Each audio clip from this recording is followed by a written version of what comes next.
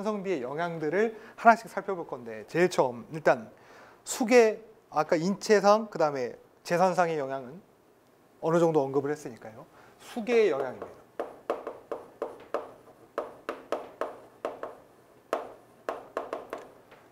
일단 직접적으로 산성비가 바다로 내릴 수가 있겠죠. 구름에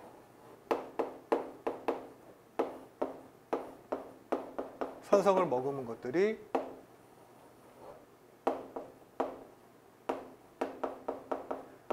바다로 흘러들어 유입되어서 여기에 산성이 존재할 수는 있을 거예요. 그리고 얘네들은 증발하죠.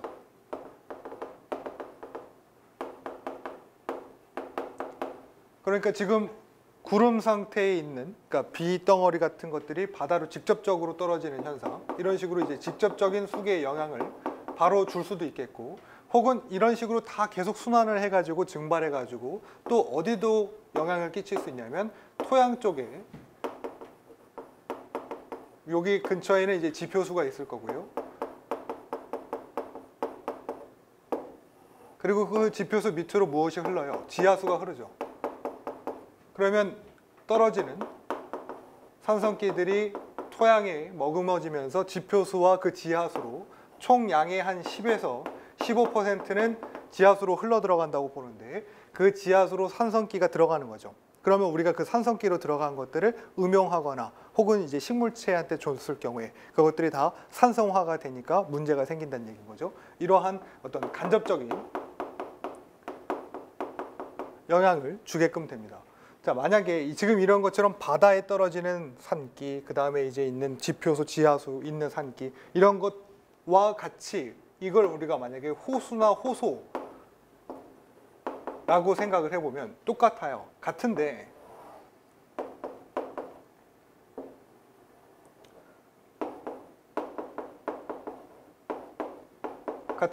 이 안에 이제 호소나 호수에 산성비가 내려서 혹은 유입되어서 이 안에 전부 다 이제 산성기를 띠고 있다고 했을 경우에, 우리가 이제 개발의 목적으로 해서 이제 밑에 있는 뻘층을 이제 들어 올리는 때가 있죠.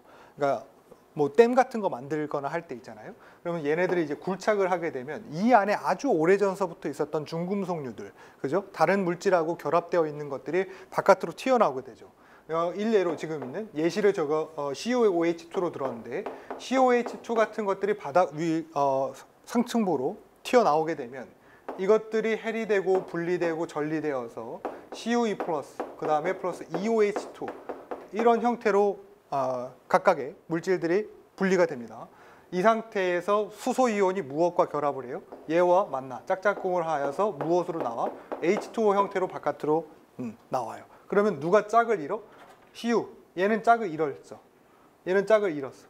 그러니까 막 바깥으로 돌아다니다가 누구의 먹이가 돼요? 플랑크톤 같은 것들의 먹이가 되거나, 혹은 해초류, 미역, 다시마, 이런 것들에, 뭐 물론 여기 호수에 그런 게 다 있을 리는 없습니다만, 그런 것들이 부착이 되죠. 그 물고기들이 먹을 게 없어져요. 주변의 생태계가 파괴되니까. 그러니까 막 이런 것들을 먹는단 말이지. 얘네들은 자기가 먹은 거, 우리 이제 중금속류들은 바로 이제 몸에 어떤 효과가 일어나지 않죠. 몸 속에 이제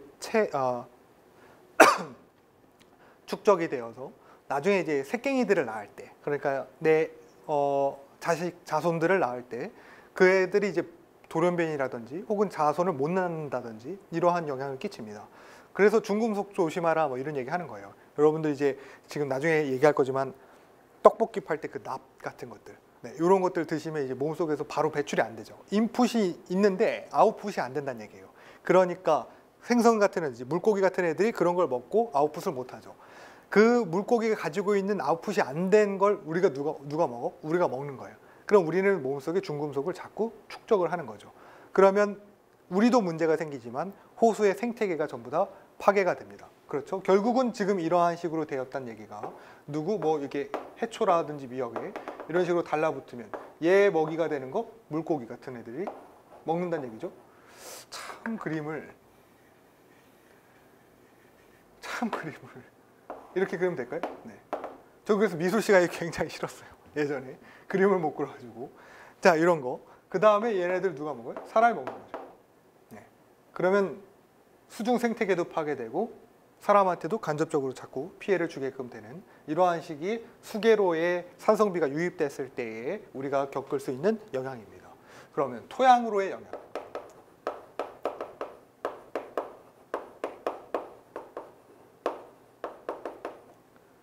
우선은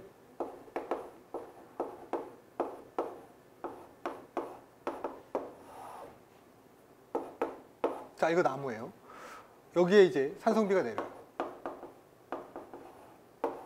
물론 뿌리나라든지 이런 곳에도 산성이 유입이 됩니다.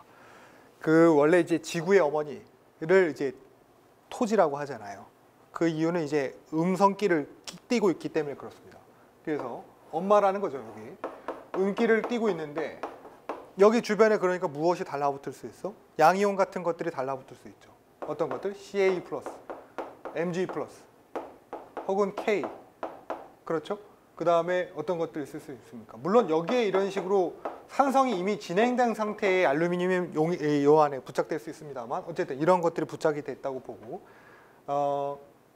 산성비가 내리면 원래는 이제 식물의 뿌리에 영양원을 공급해야지 되는 칼슘이라든지 혹은 마그네슘, 물론 여기 이제 중금속류에 있는 것들, 뭐 CUE+ 이런 구리 같은 것들도 있을 수 있겠습니다만 결국은 이런 애들이 얘한테 영향을 주고 있는데 그 영향을 대체를 하는 거예요. 누가? 수소가 대체를 하는 겁니다. 지금 아까 이런 식으로 토양에 양이온들을, 교환성의 양이온들을 다량으로 흡착할 수 있는 능력을 우리가 CEC라고 얘기하는데요. CEC라고 얘기하는데 얘는 양이온 흡착 능력입니다.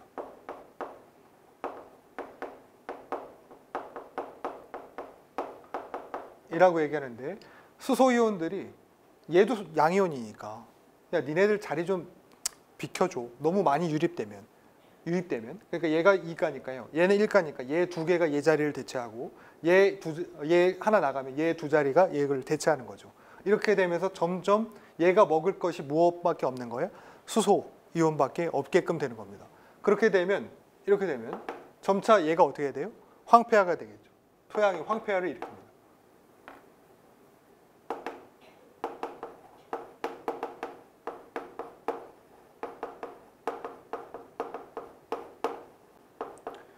토양이 황폐화가 일어나면 열을 보존할 수 있나요? 없나요? 열을 보존할 수 없죠. 우리 아까 알베도의 개념에 의하면 알베도가 커지게 되죠. 알베도가 커지게 되면 낮과 밤의 기온차가 커지게 되죠. 토양의 황폐화는 결국은 지표 생물권을 보호하지 못하게 되는 원인이 됩니다.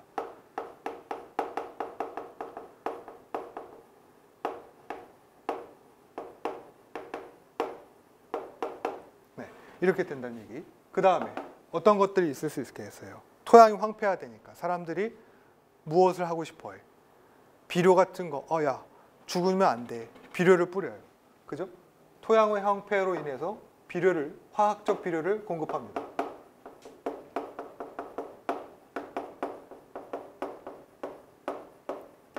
화학적 비료 안에 사실은 굉장히 많이 들어있는 게 질소, 그렇죠? 그래서 이게 위에다 뿌리면 냄새 나고 하잖아요. 그러니까 그것들이 전부 다 질소를 포함하고 있어서 그래요. 그런데 이거 비료 공급할 때 땅 깊숙한 곳에다가 막 비료를 묻어주나요? 그렇지 않죠. 대부분 어떻게 합니까? 위에다 그냥 흙 뿌려준단 말이죠. 그럴 때 이제 강우 같은 것들의 영향을 받으면 그런 식의 있는 것들이 질소산화물 같은 것들이 전부 다 어떻게 수계 같은 것으로 유입이 됩니다. 결국은 2차적인 피해를 일으킬 수밖에 없게끔 된다는 얘기인 거죠.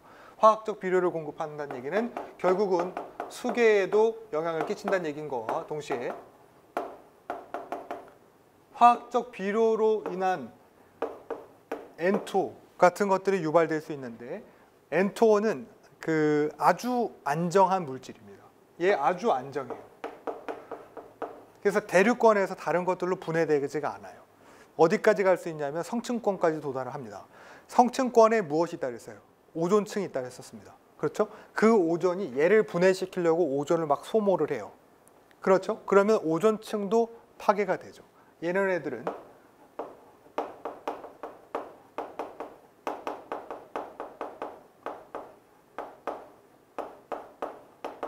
파괴에도 기여를 하게 됩니다. 그러니까 토양으로의 산성기의 유입이라는 것은 결국은 지금 있는 양이온 교환 흡착 능력 자체 CC도 감소시킴과 동시에 뭡니까? 이 자리를 대체함으로써 토양의 황폐화를 일으키고, 토양의 황폐화를 일으킨다는 것은 낮과 밤의 기온차가 극명하게 되어서 지표 생물권을 보호하지 못하는 사막화 현상이 일어나고, 그리고 그 사막화 현상을 방지하기 위해서 화학적 비료를 썼다는 얘기는 수개로의 질소산화물의 유입과 동시에 성층권을 파괴하는 N2O를 배출시킬 수도 있더라. 이러한 문제를 유발합니다. 또 하나 더 마지막으로, 여기 아까 알루미늄 같은 것들이 있다 그랬어요. 원래 이제 교환성 양이온이라는 것은 수소와 그다음에 알루미늄을 제외한 나머지 것들을 얘기하는데, 어쨌든 이런 산성기의 토양을 가진 애들 중에 이런 알루미늄 같은 것들은 있을 수 있단 말이에요. 근데 얘네들이 또 배출이 됩니다. 용출이 돼요. 얘네들이 이제 수계로 흘러가거나 지표수, 지하수 같은 것들로 들러왔을 때 사람들이 그걸 음용을 하잖아요. 혹은 음식으로 해서 먹어요. 그렇게 되면 무슨 일이 일어나냐면 AL3, 이걸로 인해서 노인성 치매라고 부르는 알츠하이머를 유발합니다. 그러니 토양으로부터의 영향이라는 것은 직간접적으로 인체한테도 크게 기여하는 바가 있을 수 있다라고 하는 것까지 정리를 해두시면 될 정도입니다. 산성비의 영향이에요. 수계를 산성화시킨대요. 바다라든지 호수를. 그래서 아까 말한 COH2 같은 것들은 COE 플러스 혹은 EOH 마이너스 형태로 쪼개질 때에 여기에 있는 것들은 수소 이온하고 만나서 물이 되길 가능성이 크고, 그 다음에 나머지 있는 COE 플러스 같은 것들은 주변 플랑크톤이라든지 해초리에 들러붙어서 물고기의 밥이 되고 사람의 밥이 되더라. 그러면 이제 수생태계가 파괴되고 인체한테도 영향을 끼치더라. 자, 그 다음에 토양의 산성화가 있다 그랬죠. 바다라든지 호수. 식물 생태계를 파괴함과 동시에 알베도가 증가되게 되면 N2O가 증가되어서 화학적인 비료 영향을 끼쳤던 N2O 같은 것들이 성층권을 파괴하는 물질로서도 영향을 끼칠 수 있더라. 인체에 영향 줄 수 있는 거 알츠하이머 같은 것들 말씀드렸고, 재산에 피해 있는 거 금속성 물질 같은 것들, 그 다음에 이제 장식물들을 이제 부식시키는 영향이 있다고 말씀드릴 수 있습니다. 자, 그러면 산성비 대책 나와 있는데요. 이것들을 우리가 대책을 세워야 해요. 그런데 앞서 말한 것처럼 법으로 규정하기가 쉽지가 않습니다. 그래서 어떤 거 하는 거예요? 산성비니까 산을 유발하는 물질들, 삭스 같은 것들 뭘로 변해요? 황산 같은 것들로 변하고, 그 다음에 낙스 같은 것들, 질소산화물들은 대부분 뭐로 변합니까?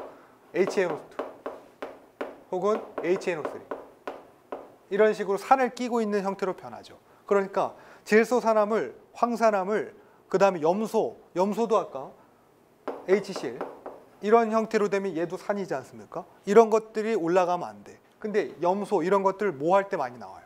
우리나라에 특히 얘네들 많이 나옵니다. 어떨 때? 음식물 태울 때. 염소는 짠맛 내는 거잖아요. 근데 우리나라 음식에 짠맛이 많죠. 그러니까 일반적으로 PVC라든지 플라스틱 태울 때도 마찬가지입니다만 음식물 태울 때도 나오는 HCl 같은 것들, 변모될 수 있는 HCl 같은 것들이 나오지 않게끔 발생을 억제시키는 조건이 필요한 거고, 그 다음에 낙스, 삭스 이런 것들은 어떻게 나와요? 석탄연료 때우면 무조건적으로 나오죠. 그러니 석탄연료 혹은 석유 때우면, 그러니 자동차 운행할 때 배출이 될 수 있고 공장 가동시킬 때 배출이 될 수 있으니 자동차 특히 요새 많으니까 낙스 같은 거 나오지 않게끔 무엇으로 바꿔줘요? 전기라든지 하이브리드 자동차 이런 것들로 연료를 청정화시키거나, 혹은 또 이렇게 해도 되죠. 배출 좀 저감제 같은 것들 있죠. 그러니까 나오는 그 낙스 같은 것들이 이 정도 되면 그 어떤 자동차를 생산하시면 안 됩니다. 이런 식으로 좀 더 규제를 강화시키면 되지 않을까 싶습니다. 이런 것들이 필요로 하고요.